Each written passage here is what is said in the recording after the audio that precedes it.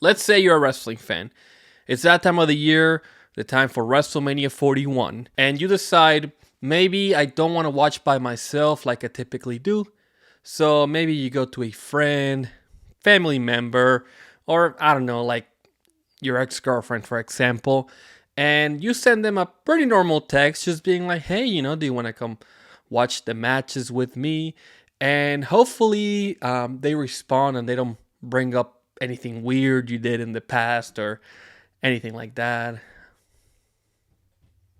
A pretty typical experience, I already know. You'll need some sort of guide, some sort of something that'll make it so they're in the know, or maybe you've been just kind of paying half attention to the stories and you need a refresh of some sort. And that is exactly why I wanted to bring to you WrestleMania 41, All You Need to Know. In case you've been living under a rock, WWE is on fire right now.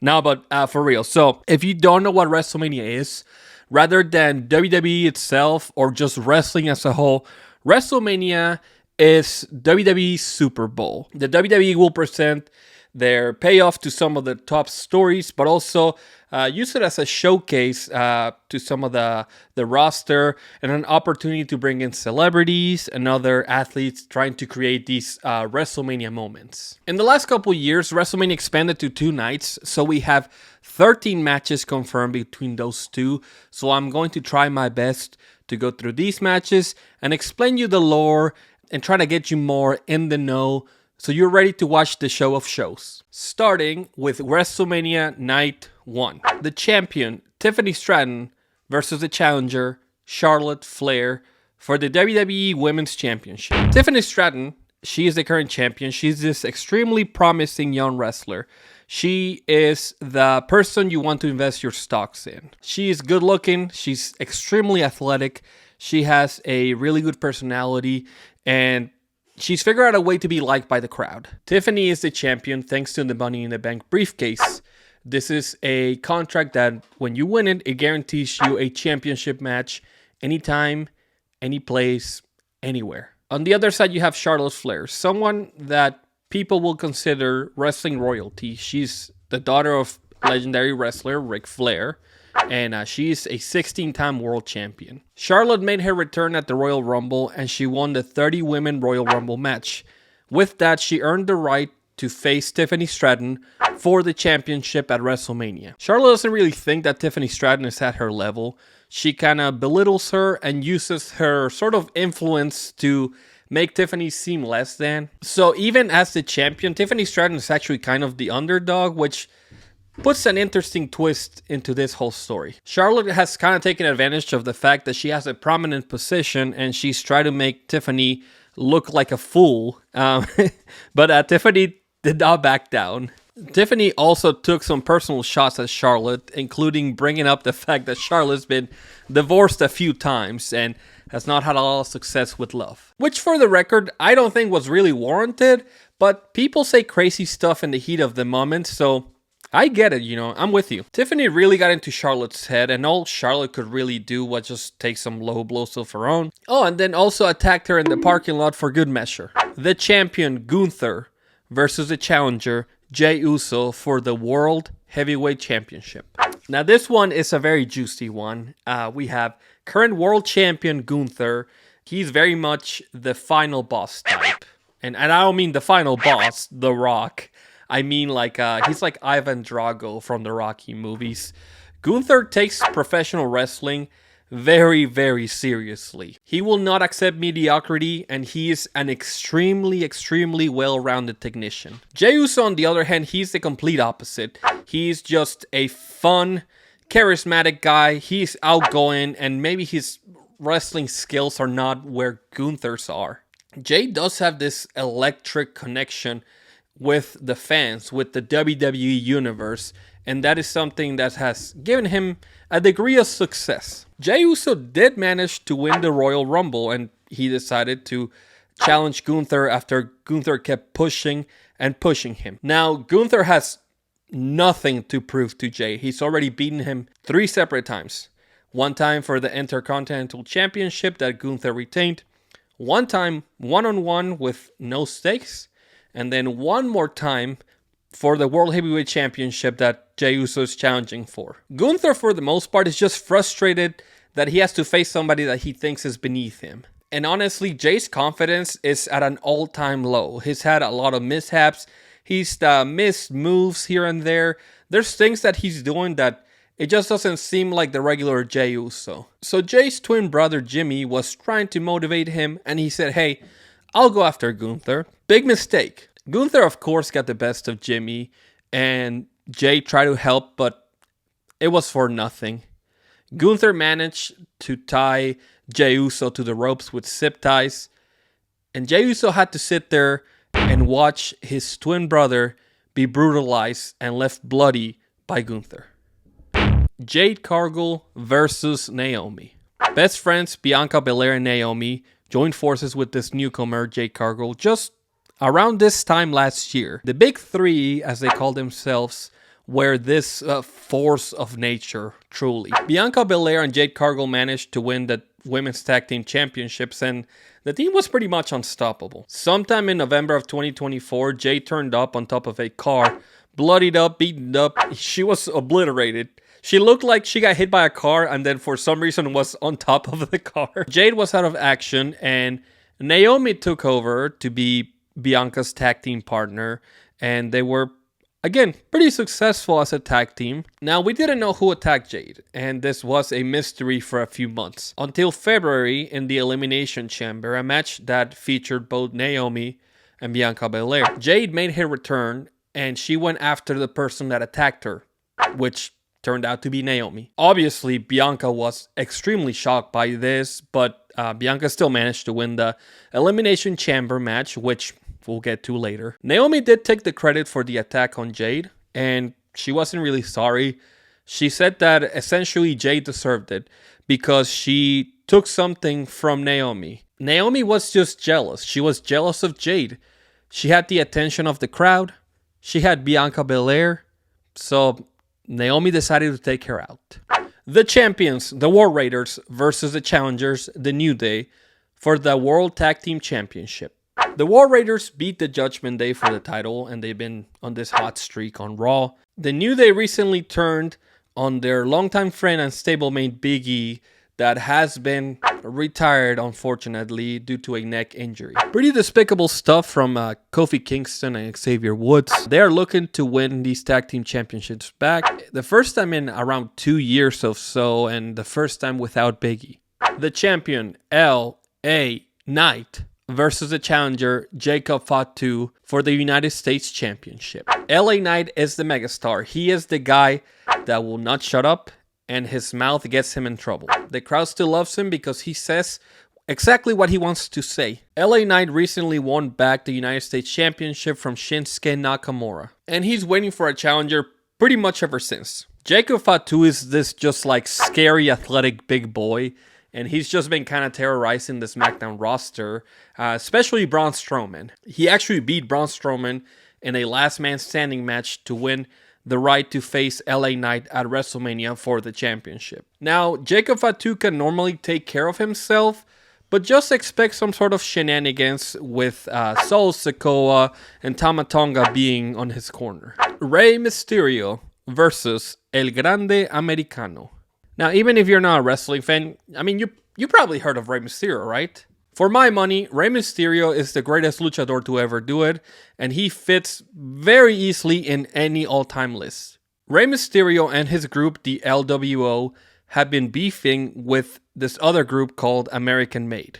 American Made is this collection of pure wrestlers. They are completely focused on being perfect in the ring and dominate whoever's in the ring with them. They are led by Chad Gable. Chad Gable kept losing to luchadors in the roster, so he decided to take a little sabbatical, go to Mexico, and learn the craft of lucha libre. Now, just stay with me. While he was down there, he was given some sort of magic something. It still has not been revealed, but he was given something, and he brought it back with him. Once he did come back, also a new mysterious luchador appeared, El Grande Americano. Now, this guy He wears an American-made mask, and he looks exactly like Chad Gable. I mean, obviously, he's wearing the mask, but physically, he's just Chad Gable. I mean, he's just Chad Gable in their mask. El Grande Americano claims to be this all-time luchador, but I mean, of course, he's just full of crap. During a match with a member of the LWO, Dragon Lee, he stole Dragon Lee's masks. Rey Mysterio's had enough of El Grande Americano disrespecting his culture, his mask, Lucha Libre as a whole, so he went to the Raw general manager, Adam Pearce, and he asked for a match against El Grande Americano at WrestleMania. Oh boy. Oh boy. Roman Reigns versus Seth Rollins versus CM Punk. Now, I'm not going to do this story justice. There is a lot of lore involved here, so I'll give you some of the cliff notes. Roman Reigns is the guy in WWE. He's held the WWE Championship for over 1,000 days, an amount of days that is just kind of unprecedented in the modern day. He has main evented WrestleMania at least 9 times, and I could be wrong about this, but he is going for number 10. CM Punk is a returning veteran that's made it very clear that he is not there to make all these kinds of friendships. He's there strictly because he wants a big paycheck. He wants the main events. He wants the championships. Seth Rollins is kind of the gatekeeper of WWE. He may seem like a wild card because of how he dresses and how he acts, but really he's an extremely calculated person, a extremely psychological person. CM Punk and Seth Rollins hate each other very, very much. Seth Rollins feels that CM Punk left them. He feels that whenever CM Punk left a few years ago, that he took a part of the WWE with him. So recently, CM Punk and Seth Rollins had a couple matches. CM Punk managed to beat Seth Rollins on a regular one-on-one match. And on the rematch, Seth Rollins got his win back, but only got his win back because of Roman Reigns. Roman Reigns hates Seth Rollins more than anybody in the world. Now, it is probably because at some point, Roman Reigns and Seth Rollins were a part of The Shield, a group that, rather than just being 3 friends, they were almost brothers. Now, that was until Seth Rollins betrayed Roman Reigns and Dean Ambrose, and he ended The Shield as a whole. Roman, Seth, and CM Punk have a very complicated history. The Shield was initially brought in to protect CM Punk in a way. CM Punk was the WWE champion with his manager, Paul Heyman. Years down the line, after everything went down, Paul Heyman actually joined Roman Reigns as his wise man. Now, in storyline, you can credit Roman Reigns' success, his 1,000+ day reign, to Paul Heyman. Roman was dealing with the new bloodline, and he was needing an extra partner to go against him in a War Games match. This extra partner ended up being CM Punk, and that is thanks to Paul Heyman making that deal. Now, that was under one condition. The condition being that Paul Heyman owed CM Punk a favor. After weeks of attacks at the Royal Rumble, Elimination Chamber, that steel cage match, the match was set. The 3 just could not be near each other. CM Punk wanted to cash in his favor, and this favor ended up being that Paul Heyman was not going to be in the corner of Roman Reigns, but he was going to be in the corner of CM Punk. WrestleMania Night 2. The champion Io Sky versus Bianca Belair and Rhea Ripley for the Women's World Championship. Rhea Ripley came back from an injury back in January, and she beat Liv Morgan for the World Championship. Bianca Belair, on the other hand, won the Elimination Chamber, as I had mentioned before, and this guaranteed her a match against the champion at WrestleMania. In the meantime, Io Sky had also earned a chance to face a champion to go into WrestleMania as a champion. So it was said it was Io Sky and Rhea Ripley for the world title, and the winner was going to face Bianca at WrestleMania. Io Sky was able to beat Rhea Ripley for the championship, and during this match, Rhea Ripley felt as if Bianca almost got in the way of her win, almost like Bianca cheering on Io Sky made her lose. Rhea Ripley was super pissed. During a contract signing for Bianca Belair and Io Sky's match for WrestleMania, she decided to just attack everyone in the ring and sign the contract herself. Our general manager, Adam Pearce, just had enough of the BS, and he said, Rhea Ripley, you know what? You got your match. You can try to beat Io, win that title back, and then you can face Bianca at WrestleMania. Under one condition, Bianca Belair is going to be the special guest referee. Now, during this match, Rhea Ripley and Io Sky both took out Bianca Belair on purpose or maybe unintentionally. Who knows? Adam Pearce doesn't get paid enough for this, so he set the stage. It's going to be a three-way. Bianca Belair, Io Sky, Rhea Ripley, and you guys can settle it in the ring. AJ Styles versus Logan Paul. You know who Logan Paul is, right? So in WWE, he's the same. He's athletic and cocky, and he just sucks. AJ Styles, on the other hand, he is a well-respected veteran in pro wrestling as a whole. AJ Styles does not like Logan Paul. AJ Styles helped comedian Andrew Schulz after Logan Paul went after him and was bullying him ringside. This was because Andrew said that he was more excited to see AJ Styles than Logan Paul. I mean, a pretty natural reaction to a wrestling show, right? Logan has something to prove against AJ Styles, and AJ just can't let some punk kid get the best of him. The champions, Liv Morgan and Raquel Rodriguez versus the Intercontinental Champion, Lyra, Valkyria, and Bayley for the Women's Tag Team Championships. Liv Morgan and Raquel Rodriguez are part of the Judgment Day. This is a group that swears that they run Monday Night Raw, but typically their egos get in the way of their success. Now, don't get me wrong, Liv and Raquel are 3-time tag team champions, so they know how to beat just about anybody. On the other hand, you have Lyra, Valkyria, and Bayley. They are a makeshift team, two friends, but they're just not a tag team.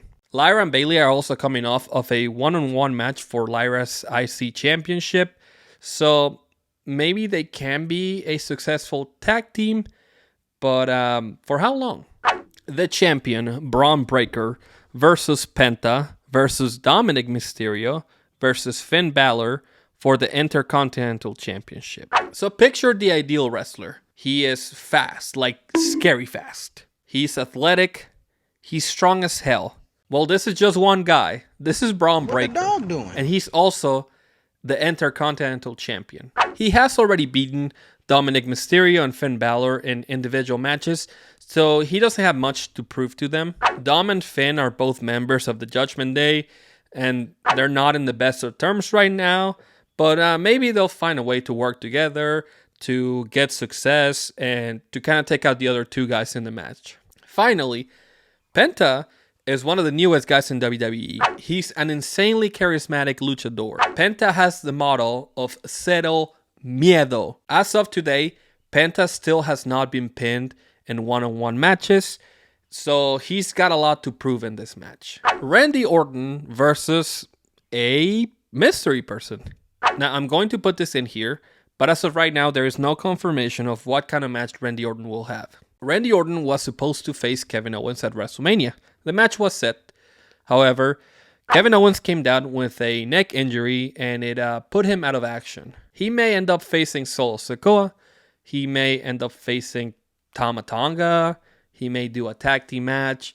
He may face a new face, somebody that's returning, a new star. But Randy Orton will most likely have a match. I just don't know what that's going to be. Damian Priest versus Drew McIntyre in a Sin City street fight. Damian Priest and Drew McIntyre's story goes way back, probably around this time last year. Just like Tiffany Stratton from before, Damian Priest cashed in his Money in the Bank briefcase against Drew McIntyre, and thanks to CM Punk, he won the championship. Nowadays, this beef stems more from Damian Priest eliminating Drew McIntyre at the Royal Rumble. They had this big brawl in the parking lot that ended up with Drew McIntyre getting smashed on top of a car. But Drew McIntyre got his lick back, gave Priest his finisher over steel steps, and stole his chain. The champion, Cody Rhodes, versus John Cena for the WWE Undisputed Universal Championship. Cody Rhodes is the WWE Champion. He is the self-proclaimed QB1 for WWE. And how could you not look at him like that? This man lives and dies for being a representative of WWE. As much as he loves how much the crowd loves him, though, Cody Rhodes is an extremely emotional character, and these emotions sometimes drive him to really dark places. Last year at WrestleMania, Cody Rhodes finally beat Roman Reigns for the WWE Championship. Roman Reigns was being accompanied by the final boss, The Rock. So Cody's still dealing with The Rock. He made a proposition to Cody. He asked him to be his champion.